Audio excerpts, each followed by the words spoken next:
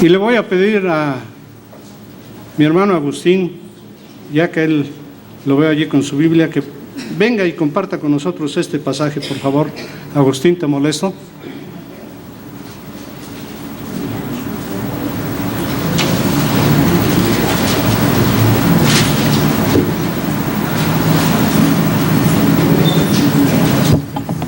Dijiste 1 Timoteo 2, del 1 al 8. Sí. Lo voy a leer en esta versión de una Biblia que se llama de lenguaje actual. Dice así, 1 Timoteo 2, 1 al 8. El título de lo que voy a leer habla sobre cómo orar en la iglesia. En primer lugar, recomiendo orar por todo el mundo, dando gracias a Dios por todos y pidiendo que les muestre su bondad y los ayude. Recomiendo que se ore por los gobernantes y por todas las autoridades para que podamos vivir en paz y tranquilos, obedeciendo a Dios y llevándonos bien con los demás. Esta clase de oración es buena, le agrada a Dios, nuestro Salvador, pues Él quiere que todos se salven y sepan que solo hay un Dios y solo hay uno que puede ponernos en paz con Dios, que es Jesucristo. Jesús dio su propia vida para salvar a todo el mundo en el momento oportuno. Dios nos demostró que quiere salvar a todos. Dios me envió a dar esta buena noticia a los que no son judíos. Debo enseñarles la verdad y lo que significa confiar en Dios. Les aseguro que no estoy mintiendo, sino que digo la verdad. Deseo que en todas partes la gente deje de discutir y de enojarse y que en vez de eso sean buenos cristianos y oren. Amén. Gracias, Agustín. Pues, hermanos, tengo el privilegio de estar con ustedes en esta mañana y el título del sermón es que los varones oren en todo lugar por todos los hombres. Ese es el título que yo tenía, pero de acuerdo a la lectura que acabamos de hacer, no solo son los varones, sino son las mujeres, sino son los niños, los jóvenes, todos y cada uno de aquellos que tengamos vida, tenemos ese privilegio de orar los unos por los otros.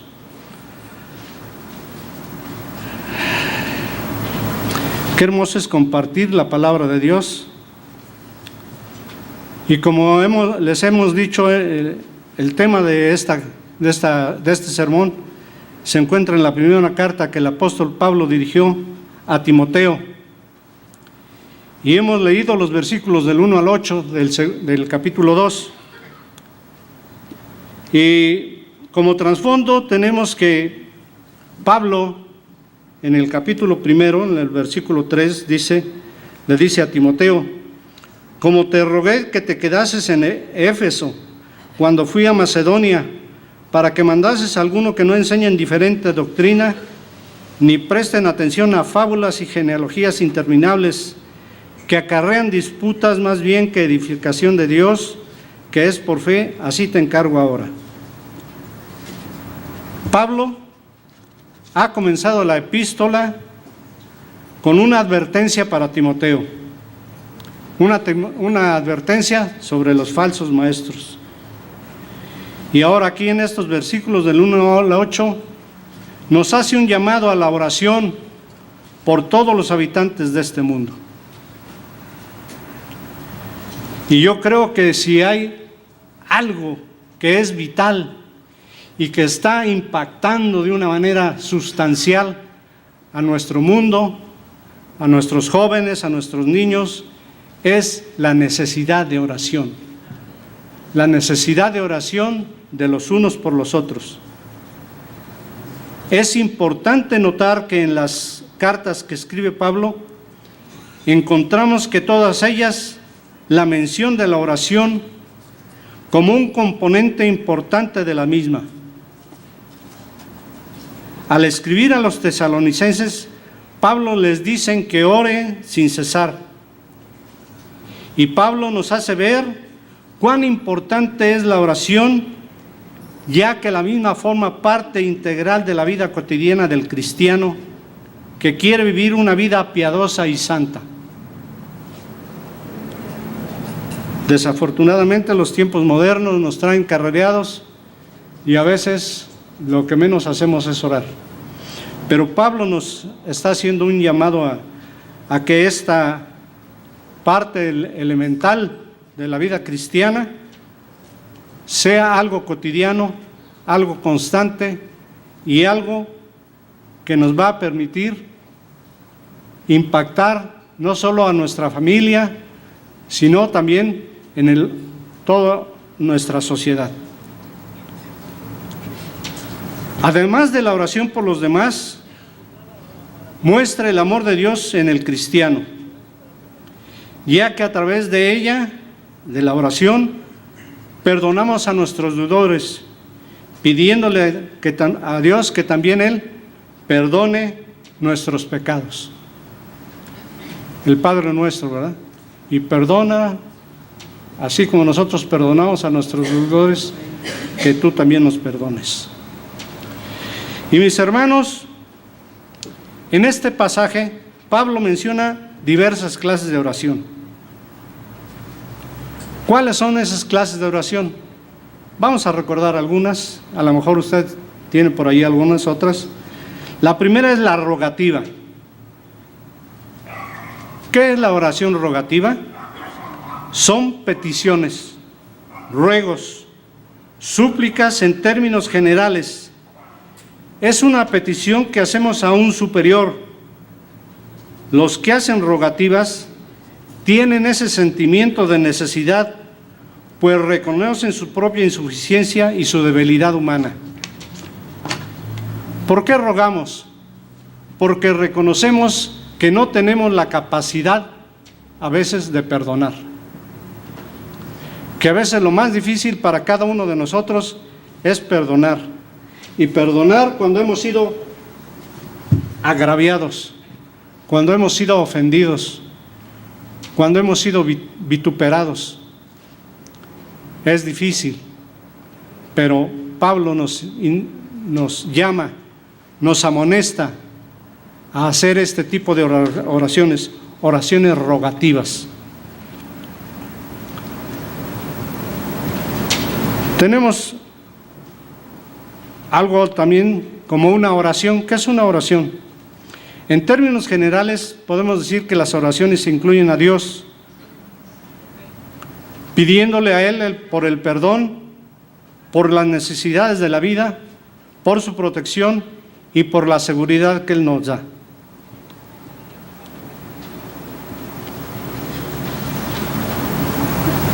Al inicio de esta mañana, lo primero que hicimos fue confesar nuestros pecados, ¿recuerdan ustedes? Y perdona nuestros pecados para que estemos limpios delante de tu trono de gracia. Y en este mundo tan conflictivo y en esta sociedad tan convulsionada, en el que el factor seguridad personal es tan determinante, yo creo que cada uno de nosotros, antes de salir a nuestros trabajos, a nuestras labores, a nuestras escuelas, elevamos una oración pidiéndole su protección y su guía y la seguridad. Otro tipo es peticiones. Es cuando intercedemos ante el Rey de Reyes y el Señor de Señores por una determinada persona, por un determinado asunto, por un determinado familiar. ¿Quién no hace una petición al Señor pidiéndole por sus hijos, pidiéndole que los cuide, pidiéndole que los guíe, pidiéndole que les dé las delicias que ellos están anhelando en su corazón? Oraciones rogativas, oraciones, peticiones, y acciones de gracias. Mis hermanos, si alguno de nosotros solamente hacemos peticiones sin dar gracias, no entendemos el sentido de la oración. Parece ser que para muchos orar y pedir son sinónimos. Oramos, pedimos. Pero el orar incluye agradecer tanto como pedir, ya que si solo presentamos a Dios nuestras peticiones sin acción de gracias, Él no se agrada de ella. Por eso Pablo nos aconseja: por nada estéis afanosos, si no sean conocidas vuestras peticiones delante de Dios en toda oración y ruego con acción de gracias.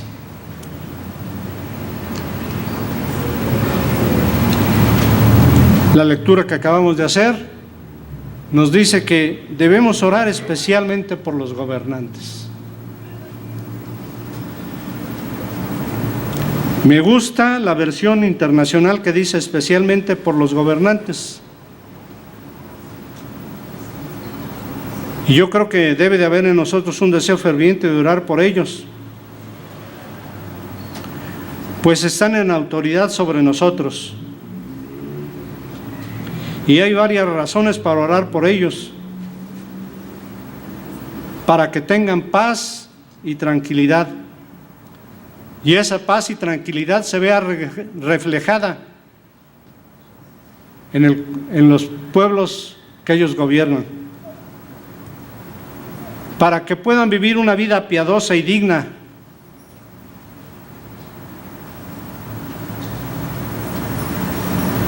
para que puedan vivir una vida, como decía, creo que decía en lo que nos leyó Agustín, una vida dedicada a Dios, una vida digna de aquel que nos rescató, de aquel que es nuestro Salvador, el Señor Jesucristo.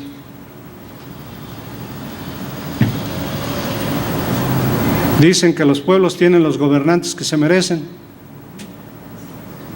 y quizás en el pecado estamos llevando la penitencia de no haber orado lo suficientemente por nuestros gobernantes.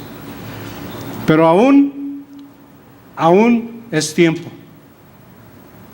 Aún se puede enderezar el barco, aún se pueden enderezar las cosas chuecas, si nosotros nos ponemos de rodillas y oramos por nuestros gobernantes, que el Señor les dé la sabiduría de lo alto para que puedan traer paz y beneficio a esta ciudadanía.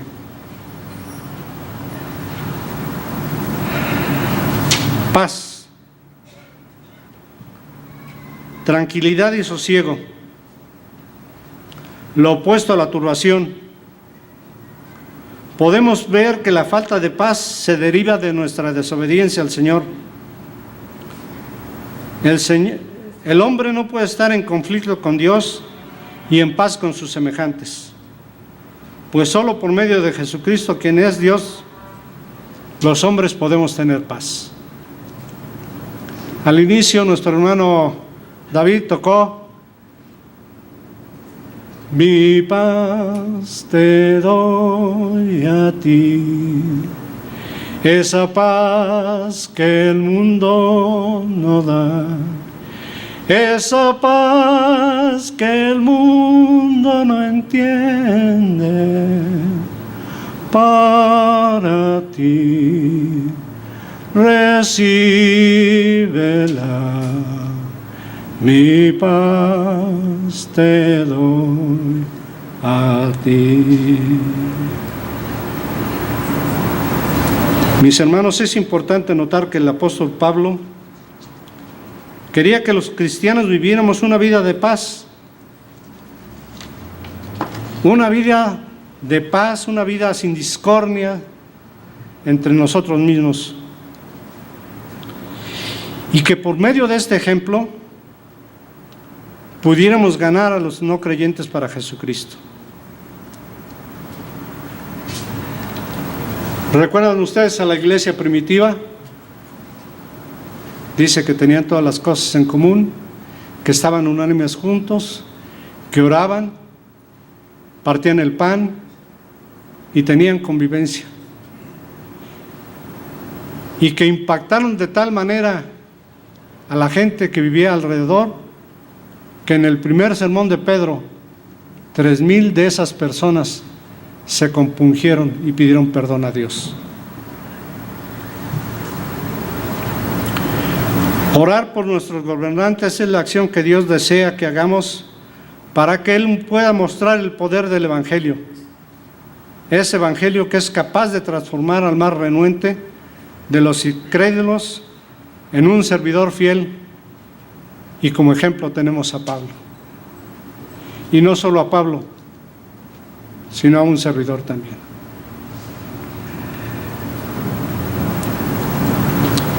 Mis hermanos, recordemos que el Evangelio es universal. Es tanto para hombres como para mujeres, como para niños, jóvenes, adultos, viejos, ricos, pobres, altos, chaparros, blancos, negros, amarillos, etcétera, etcétera. El llamado del hombre, de Dios al hombre, es un llamado personal. Dios nos ha llamado personalmente. Y yo doy gracias a Dios por la vida de cada uno de ustedes porque le hemos respondido. No nos hemos quedado ahí sentados, sordos, sino que hemos escuchado la voz amorosa, cálida, vigorosa de nuestro Salvador diciendo: ven, ven a mí. Y nosotros le hemos respondido.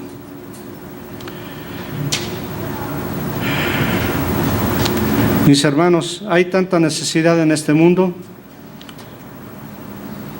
que el Evangelio está para el rescate de todo aquel que quiere aceptarle como Señor y Salvador, ya que Él quiere que todos vengan al conocimiento pleno de la verdad, ya que el conocer la verdad nos hará libres del pecado y libres de la muerte.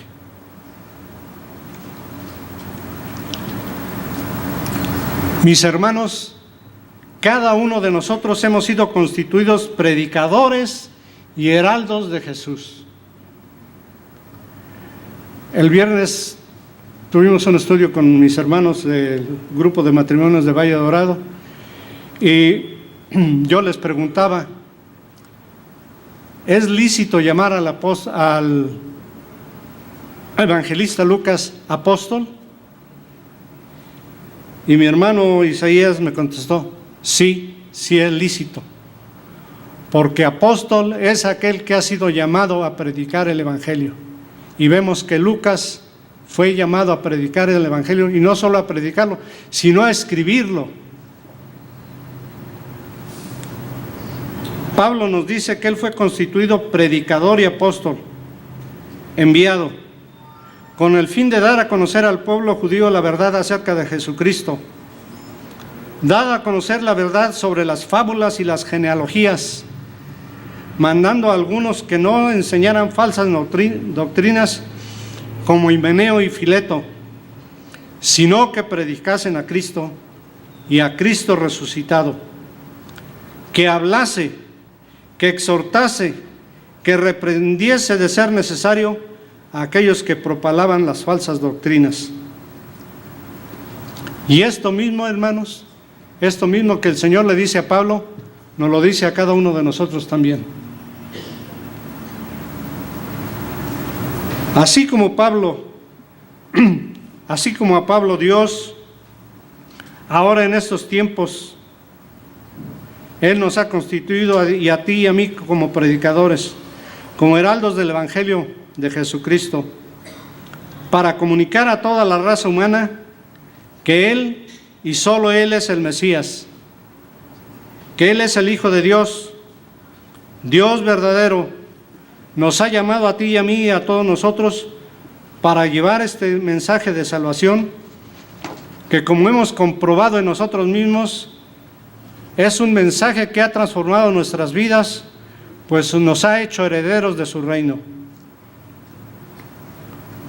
Por último, dice Pablo, que los hombres oren en todo lugar levantando manos santas.